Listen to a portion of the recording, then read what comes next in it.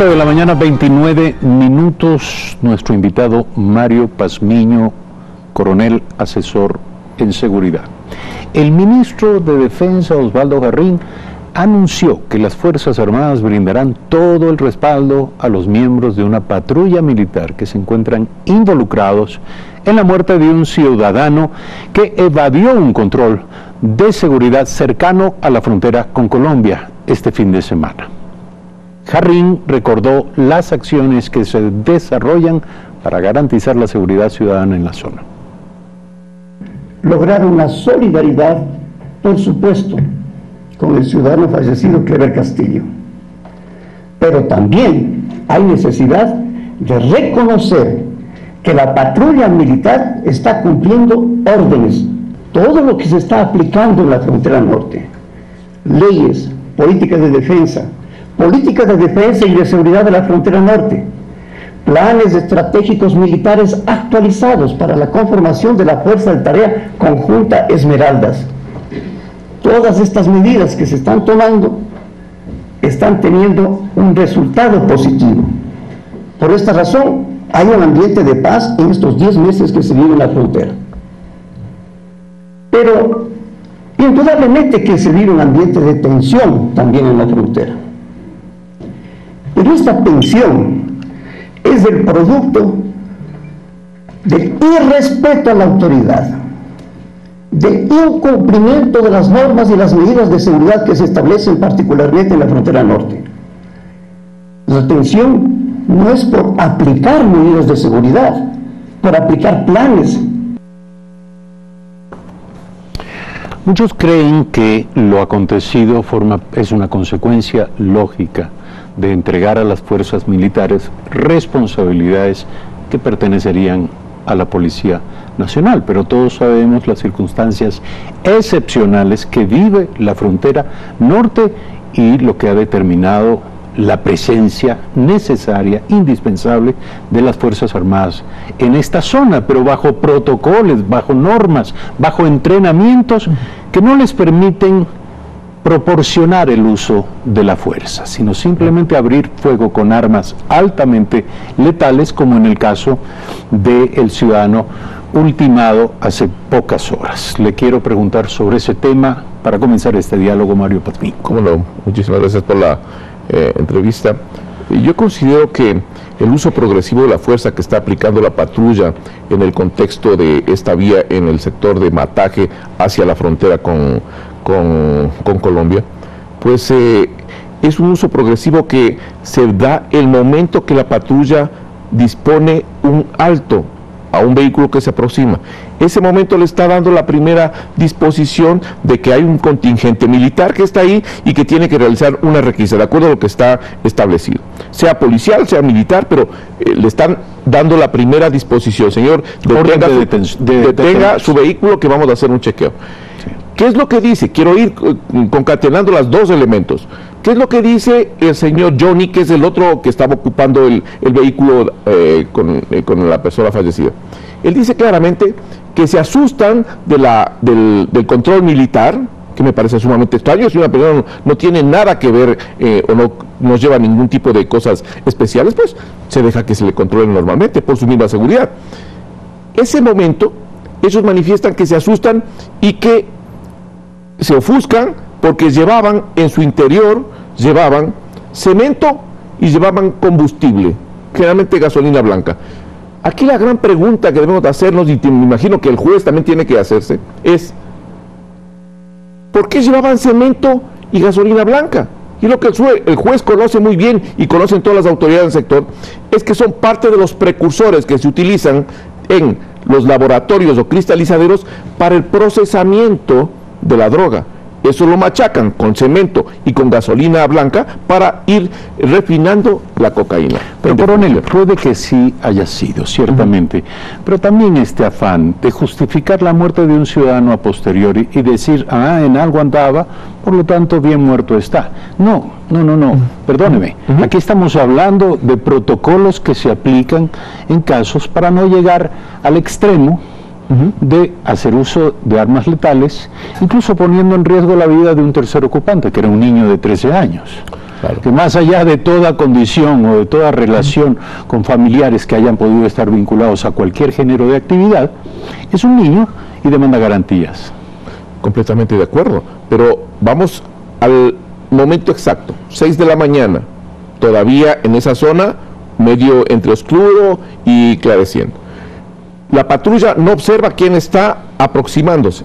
Lo que está diciendo la patrulla, señores, alto ahí, que vamos a hacer un control. ¿Qué es lo que hace? Porque hay dos versiones claramente definidas. Se asustan y botan el carro al primer anillo del control, porque generalmente esos controles son en profundidad, no es que viene y le pegan al primer anillo y se destruye el control, son en profundidad y eso determina exactamente el empleo de fuerza, porque el primero le dice, señor, deténgase. Lo que hacen estos señores, de acuerdo a las versiones que existen, es botan el vehículo contra los militares que estaban ahí, les hacen a un lado, a tal punto que salen dos militares hacia los costados, van a caer en unas alcantarillas o a los costados, zanjas, y continúa el carro. Pero lo que no saben las personas es que estos controles nuestros son hechos en profundidad. Entonces, si fue vulnerado la primera parte y no se detuvo, los posteriores saben muy bien que tienen necesariamente que detener ese vehículo porque algo está pasando.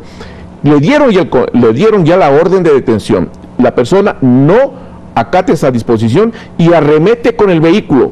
Ahí es un arma, el vehículo se constituye en un arma porque está yéndose contra las fuerzas que están disponiéndole un control. Y bota el vehículo y la fuerza que está atrás, me imagino yo, que reacciona inmediatamente y procede a disparar. Ahora, ciertamente hay que recordar el antecedente del estallido de un coche bomba que cobró la vida de varios infantes de marina, pero no solo el ecuatorianos, y probablemente si se hubieran llevado a cabo estos controles en aquel momento hubiesen quizás salvado la vida. Correcto, pero no solo es un control. Recuerda usted que hay varios muertos, militares muertos, por la situación de colocación de trampas explosivas, también cerca de allá. Existió un ataque hacia el destacamento de Borbón. O sea, la situación que se vivía en la frontera era una situación de una guerra asimétrica que comenzaba a proyectarse. Por eso es que el presidente de la República y las autoridades de seguridad determinan una faja de seguridad en la cual constituyen una estructura que se llama Fuerza de Tarea Conjunta Esmeraldas, en donde no solo están militares, también están policías. Porque anteriormente, ¿qué es lo que estaba pasando? El ministro del Interior, el señor Navas, no conocía cómo se manejaba este esquema y dijo, muy bien, señores, esto es un tema policial. Puso a la policía. La policía no podía comenzar a conducir operaciones militares porque es otro estamento. ¿Cuál sería la respuesta adecuada? ¿Establecer una fuerza de tarea conjunta militares y policiales? Correcto. Esa es la respuesta adecuada para una zona de emergencia, donde habitan civiles también. Sí, que podrían ser víctimas eventualmente de casos. Pero esas autoridades militares están en contacto permanente con las autoridades civiles a fin de determinar las acciones que se están realizando. Las autoridades civiles saben exactamente, el Poder Civil sabe lo que está haciendo la Fuerza de Tarea. Lo grave aquí es lo siguiente, lo que se está generando en Colombia. En Colombia tenemos otra fuerza de tarea conjunta que se llama Hércules, que está presionando directamente hacia las disidencias, porque tiene que desalojar esa zona, que es una de las zonas más importantes cocaleras que tiene Colombia, con el propósito de implementar el plan de fumigación que el presidente Iván Duque quiere hacerlo a corto tiempo. Esto va a generar no solo el desplazamiento que ya vimos los ecuatorianos, cerca de 240 personas días atrás, hace un mes atrás, va a generar varios desplazamientos y desbordamientos, porque el rato que se comienza a presionar a las disidencias, a los grupos de insurgentes que están allá, la única salida que tienen es botarse a territorio ecuatoriano. Y allá tenemos otra fuerza de tarea, que es la fuerza de tarea. Cabe esperar un nuevo éxodo. Va a dar, yo lo vengo anunciando desde algún tiempo atrás, y le dije que para marzo iba a haber un desbordamiento. Ese desbordamiento todavía no se ejecuta, lo que estamos viendo son los primeros indicios. ¿Cuáles son los primeros indicios? Este desplazamiento de ciudadanos colombianos hacia el sector del PAN, porque ese desplazamiento implica que hay combates en el otro lado y hay una presión fuerte. Esto va a generar un estado de inseguridad en la frontera. Yo discrepo un poco con el pronunciamiento del señor ministro de Defensa, que dice que vivimos ya en un estado completamente de seguridad en la frontera norte. Existe, sí, mejoras en la seguridad, pero también existe una presencia que no se ha erradicado, que es el narcotráfico, los carteles que están operando. Incluso se habla del incremento de los cultivos. Siguen en aumento. Exactamente. Es decir, se desplazan de una zona a otra y esto va incrementándose. Y los precursores, recuerde usted que el corredor principal de abastecimientos para esas plantaciones y esos laboratorios de cristalizadores viene desde Ecuador. Y gran parte de lo que están llevando desde aquí, y quiero hacer una relación con lo que el incidente, es justamente eso, precursores. Y los precursores es del cemento, la acetona, la gasolina, son parte de los insumos que se necesita para procesar la droga. Entonces, es un escenario sumamente complejo que se vive en la frontera, y creo que las autoridades y lo que está haciendo el ejército y la función ejecutiva es tratar en lo posible de mantener un control en la zona y dar la seguridad a los habitantes de acuerdo a lo que dice el artículo 158 de la Constitución. Mario Pazmiño, coronel, asesor en seguridad, invitado esta mañana a Primera Impresión. Gracias por estar aquí, gracias a ustedes, amigas y amigos. Mañana nuevamente 6:55 de la mañana en este mismo espacio. Muy buenos días.